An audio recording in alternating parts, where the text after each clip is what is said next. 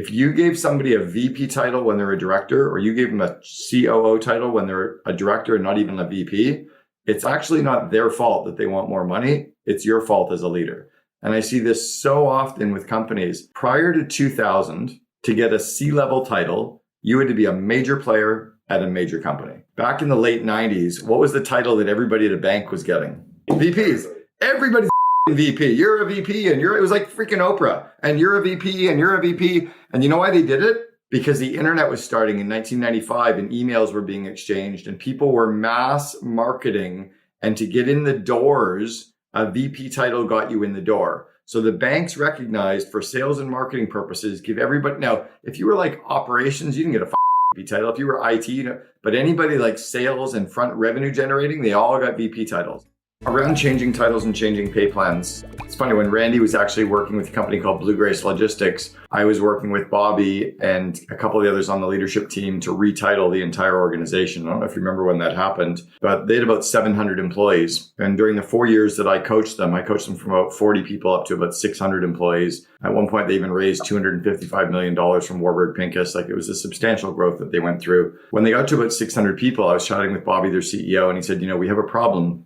We have some very early stage people that are amazing, don't want to lose them, want to keep them, super important on the org chart, but they have like VP titles and there's no way they're a VP. They're more like a director level, right? If I was hiring them today, I would be paying them and giving them a title of a director. But because they came in as employee number 31, they were given a VP title early or a director title, or they were promoted to VP, and all of a sudden they got there and they don't show up like VPs. They don't think like VPs. They don't act like VPs. They don't have a VP's strategic insights. They don't bring in P&L responsibility like a VP does. They certainly don't have the level of autonomy that I would want a VP to have. What do we do? So we looked at all 600 employees, and then on a single day, we retitled everyone in the organization, and some people got their compensation changed as well. Now, we lost a few. We had a few that were super unhappy, but we absolutely ripped off the Band-Aid. Instead of doing like one group here and one group there, which gets everybody talking and everybody worried and all the shit happening, we just did it.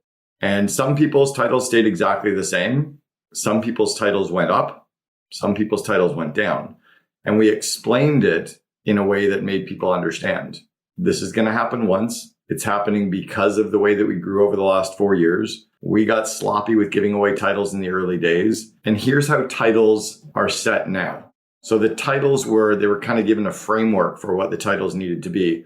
To be a C-level person, like a chief marketing officer, chief financial officer, chief technology officer, chief information officer, chief HR, chief operating, whatever the C-level was, you had to bring in a level of strategic insight into the company, right? You had to show up in strategy meetings and adding value and thinking about the business in the future ways. You had to be able to have P&L responsibility, which meant you needed to understand budgeting, understand the balance sheet, understand the P&L, understand cash flow, understand financing, and you were smart enough to make good decisions that I trusted you to make certain decisions above a certain level inside of the company, right? If I'm only trusting you to make $5,000 decisions, you're probably not a COO. If I trust you to make $25,000, $50,000 decisions, maybe you're more like a VP or a COO. Number 3 was the amount of autonomy that you have in the role, right? Can you just show up and start working, or do I have to manage you day to day? Can I give you the projects for the quarter or for the month or for the week? Right? If I'm giving you projects for the week, you're probably a director. If I'm giving you projects for the month, maybe you're more like a VP. If I'm giving you projects for the quarter, you're probably more like a C-level employee, right? When I showed up at 1-800-GOT-JUNK, I walked into the door on the first day and turned to the CEO, Brian, who's my best friend, and said, here's a list of 10 things we need to get done over the course of the next year or two. He's like, I have no idea how to do those. I'm like, I got it.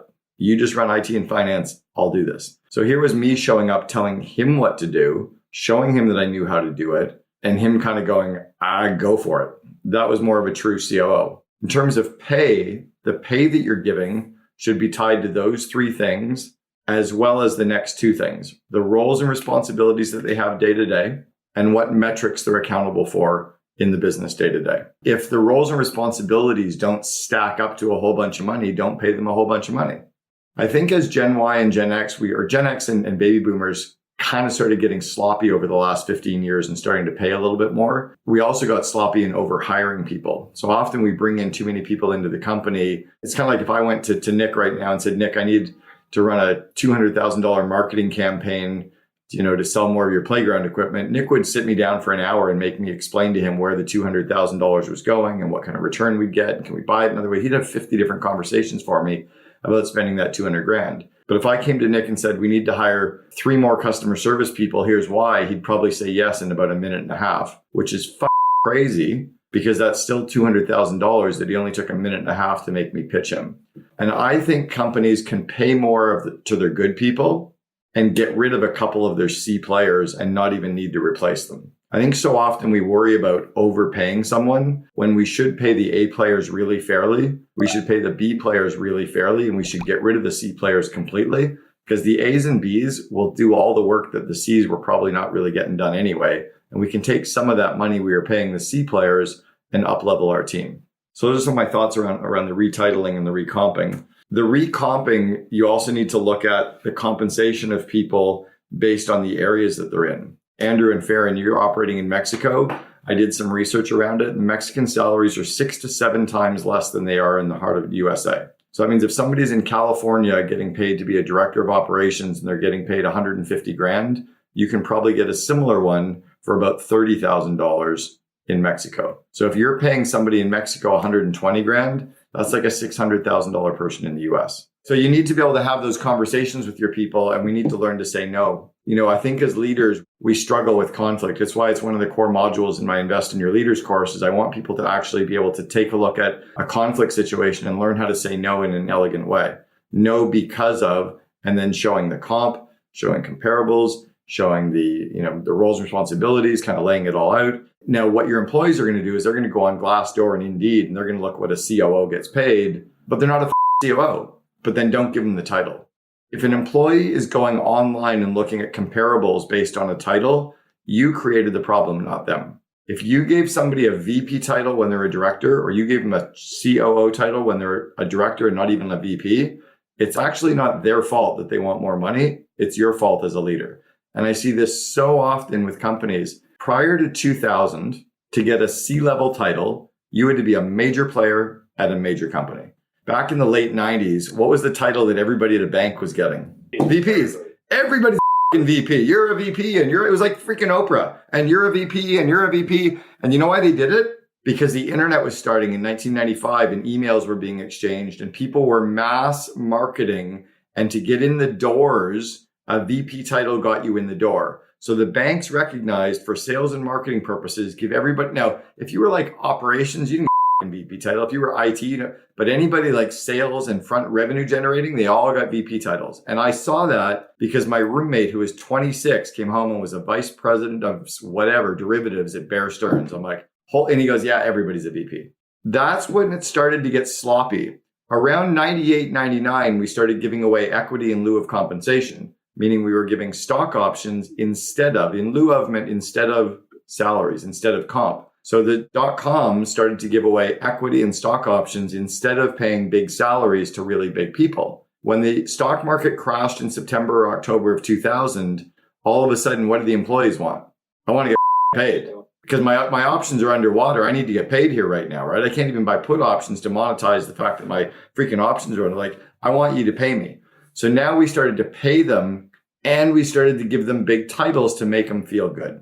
LinkedIn starts in 2003 and the title kind of expansion started. So that's what happened because now, and I released some salary surveys, some comp survey around the C-level titles. So many people say they have COOs. They don't have COOs. They've got directors of operations with big titles. And so now what's happening is you get these COOs making 170 grand because they're not really COOs. They're maybe a VP or probably more like a properly higher paid director of operations.